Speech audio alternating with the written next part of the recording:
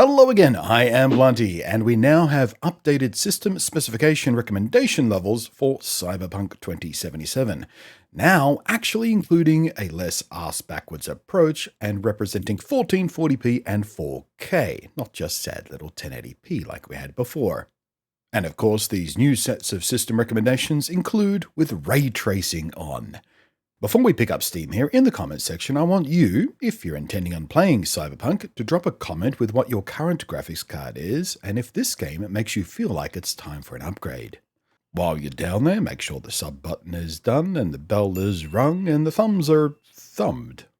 Now, the long and the short of it is this. The RTX 3070 is the recommended card for an ideal experience in Cyberpunk 2077.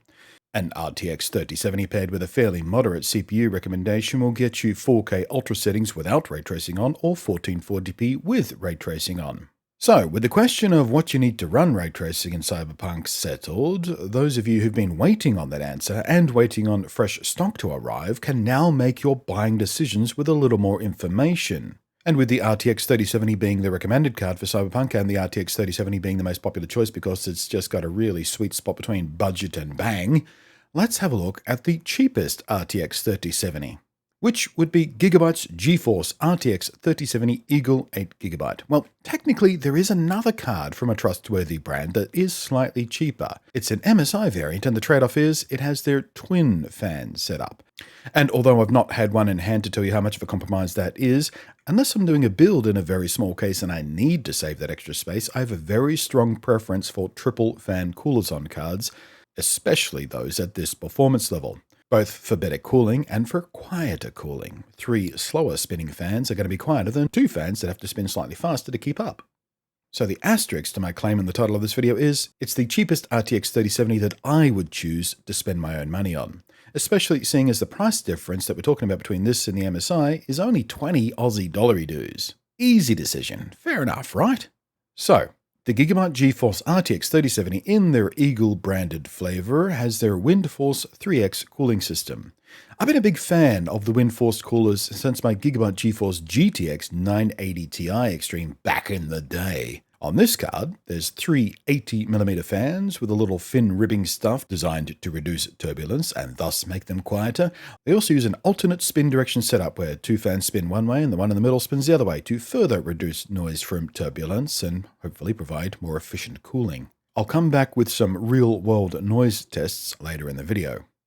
Under that, there's 4 composite copper heat pipes that directly contact the GPU, and one of my favorite things for a cooler to do when it's not working very hard, it'll just completely stop the fans for utter silence.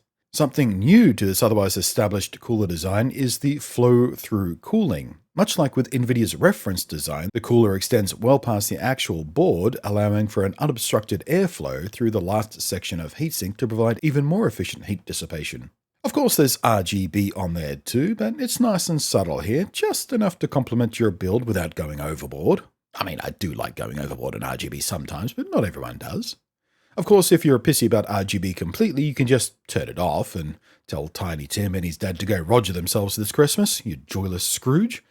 Physicality aside, on the more important side of things, it comes out of the box with a 1725MHz core clock, well past the 1.5 base of NVIDIA's Founders version. And in fact, the base clock on this card is only slightly less than the boost clock on NVIDIA's own card. The outputs are interesting. Instead of what has become for many, many years now the common kind of de facto standard of 3 display ports and a single HDMI, here we find what I consider a much more useful 2 HDMI 2.1 outputs and 2 DisplayPort 1.4a ports. The backplate is metal, pleasantly finished, although I would have preferred a cleaner look, free of the silk-screened logos. Gigabyte's blurb also mentions, and I quote, "The graphics card uses better power phase design to allow MOSFET to operate at lower temperature, and over-temperature protection design and load balancing for each MOSFET. Plus, the ultra-durable certified chokes and capacitors provide excellent performance and a longer system life." Now, that better power phase design stuff combined with the cooling will lead into overclocking. And I'll be doing a separate video on how well this thing overclocks. I just want to dig into it a little deeper because, spoiler alert, it's a bit more than what you might expect. Well, in this video, we'll just focus on the out-of-box experience for those of you a bit scared about overclocking. Which makes this a good time to remind you for a second time to sub and make absolutely sure the bell is belled so you run a much lower risk of missing out on that follow-up video.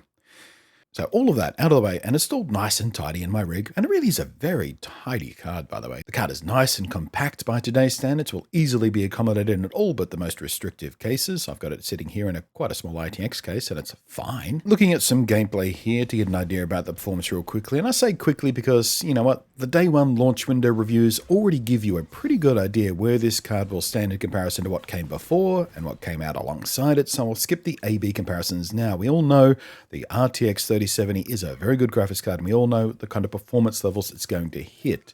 This video is more about this specific card and the value proposition it presents. But if you are curious to see how this card does against the spanking new AMD RX 6800, this is the exact same 3070 I ran it up against for that video. And lastly, but for me at least, one of the most very important things, the real-world noise. That matters because, well, I spend a lot of time talking into a microphone with my computers on around me, so I need to stay quiet while I do my thing. So, let's have a listen.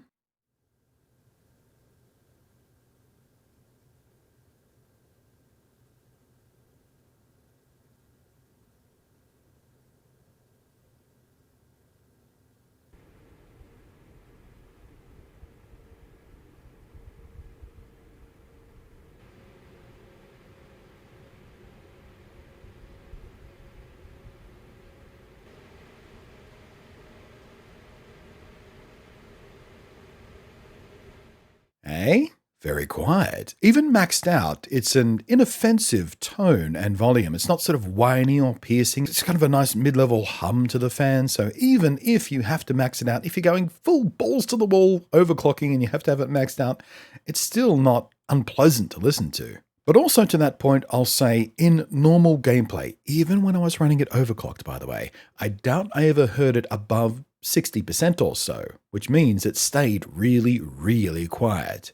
And in that context, I give it absolute top marks for staying calm enough to call it a quiet card. Which, if I'm honest with you, I'm pleasantly surprised by, because when I first picked this card out of the box, I was surprised by how lightweight it felt. There's not a lot of meat in the heat sinks like there is on so many other cards these days. The 6800, for example, pulled that out of the box, it feels like a chonker. It feels way heavier than it looks. This thing feels way lighter than it looks, but Gigabyte have done such a good job on the heatsink design and the fan design and everything about the fan curves and everything, it doesn't matter that it feels light because it still does the job. So all up, would I recommend this most affordable of triple fan cooled RTX 3070s? You bet your bum I would. I've had nothing but rock solid experiences with Gigabyte hardware. I've built with their GPU and motherboards many times over the years, and their general build, design, reliability, and cooling efficiency has always been praiseworthy. And they generally do it without melting your wallet or blinding you with hideously obnoxious design. I like Gigabyte's sensibilities. I like their balance of things. They just keep it simple, clean, and hardworking, and very satisfactory performance, and I dig on that. This card specifically ticks all my usual fave things about Gigabyte, and of course the 3070 in general is a very nice sweet spot right now for those of us who target maxed out 1440p gaming and want ray tracing to go with it. Because of course, as we saw in my comparison, again, the RX 6800 is a very nice card and will edge out the 3070 in some cases. When it comes to ray tracing, yeah, no.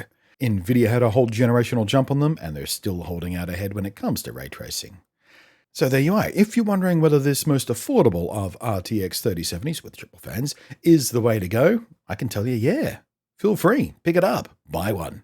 There. Hope this video has been useful, interesting, informative, and hopefully at least some of each. And for good measure, for a third time, don't forget to check the sub button so you don't miss the overclocking video.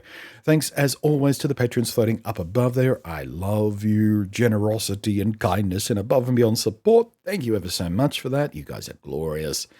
To the rest of you, yeah, I appreciate you too, I guess. I am Blunty. Thanks for watching, and I will catch you next time.